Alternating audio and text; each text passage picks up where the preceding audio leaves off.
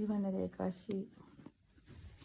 శీర్షిక లోపల నీవెంత శ్రద్ధగా నీ శరీరాన్ని చూసుకుంటావో నీ శరీరం కూడా నిన్ను అంతే శ్రద్ధగా చూసుకుంటుంది. కాబట్టి విషయాన్ని మర్చిపోవద్దు ఫ్రెండ్స్.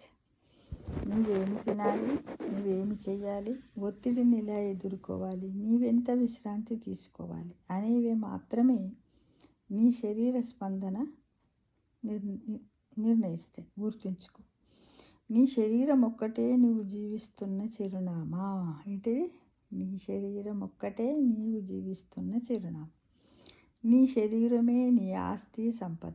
వేరే ఏది కూడా దీనికి తులతూగదు. నీ శరీరము నీ బాధ్యత. ఏంటి? నీ శరీరము నీ బాధ్యత.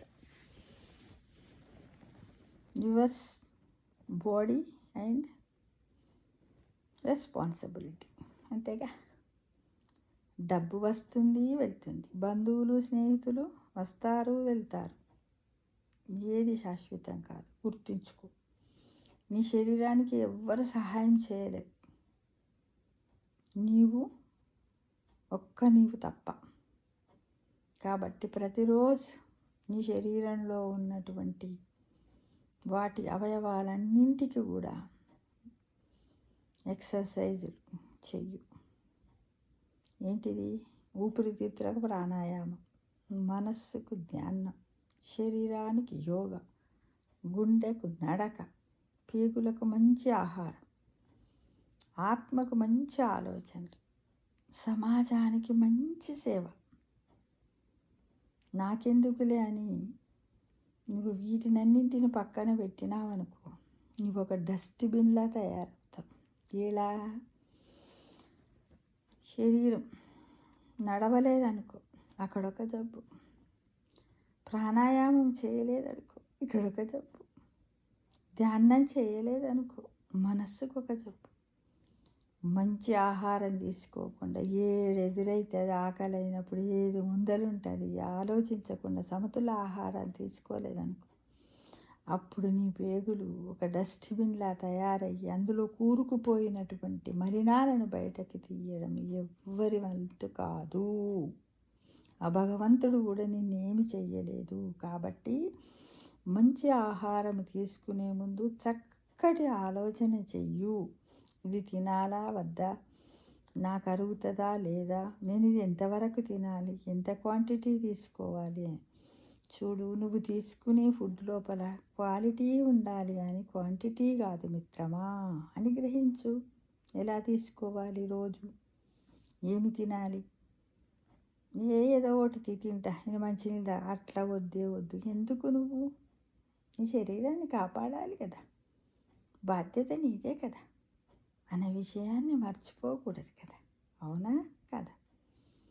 ఇక ఆత్మకు మంచి ఆలోచనలు, నీ అంతరాత్మ ఉంటుంది కదా, మంచి ఆలోచనలు చెయ్యి. ఎవరి మీద నెగటివ్ థింక్ చేయి. మనం ఎవరి మీద వాళ్ళ తప్పులను లెక్క పెట్టడానికి, వాళ్ళ గురించి మనం ఆలోచించడానికి, వాళ్ళ గురించి వాళ్ళు ఆలోచించుకుంటారు. ఇంకా వాళ్ళను సృష్టించినటువంటి పరమాత్మ ఆలోచిస్తాడు. కానీ మనకెందుకు మిత్రమా? వాళ్ళు ఇట్లున్నారు, వీళ్ళు అట్లున్నారు, వాళ్ళు గిట్ల చేసేది. ఈ మధ్యకాలంలో సొసైటీలో ఎక్కువైపోయినాయి. ఎవ్వరు చూడు, అబ్బా ఏంది వాళ్ళు ఇట్లా, వాళ్ళు డబ్బు సంపాదించుకుంటే ఏంది, వాళ్ళు సుఖపడితే ఏంది, వాళ్ళు ఎలా ఉంటేంది, నీవు నీ వరకు ఎంత కరెక్ట్గా ఉన్నావు, నీవు సంతోషంగా ఉన్నావా లేదా, ఏంటిది అనేది నువ్వు చేసుకో. కానీ ఇతరుల గురించి ఆలోచనలు చెడుగా చెయ్యకు. మంచి ఆలోచనలే చేయి. వాళ్ళు బాగున్నారు, పర్వాలేదు, హాయి కలిసినప్పుడు ఇలా. ఇక సమాజానికి మంచి సేవ చేయి.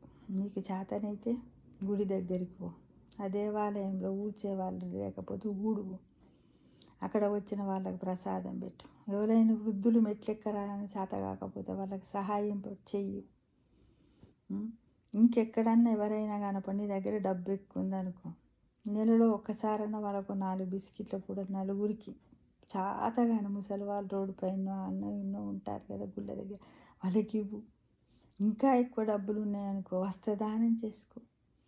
ఏదైనా గుడి కడుతున్నారు అనుకో, ఆ గుడి దగ్గరికి పోయి కొంచెం నీళ్లు పట్టు, ఇటుక బిడ్డలు చదురు, ఇలా ఏదో విధంగా సమాజంలో ఉన్నటువంటి అవిటి వారికి, కళ్ళు లేని వారికి, ముసలి వాళ్లకు, తిండి తినడానికి తిండి లేని వాళ్ళకి, శరీరం సహకరించి సేవ చేసుకోకుండా మంచాన పడ్డ వాళ్ళకి, పక్కింట్లో ఎదురింట్లో పెద్ద మనుషులు అలాంటి వాళ్ళు ఉంటే పోయి కొంచెం సహాయం చెయ్యి కదా. మానవ సేవే మాధవ సేవ అన్నారనే విషయాన్ని మర్చిపోకు మిత్రమా.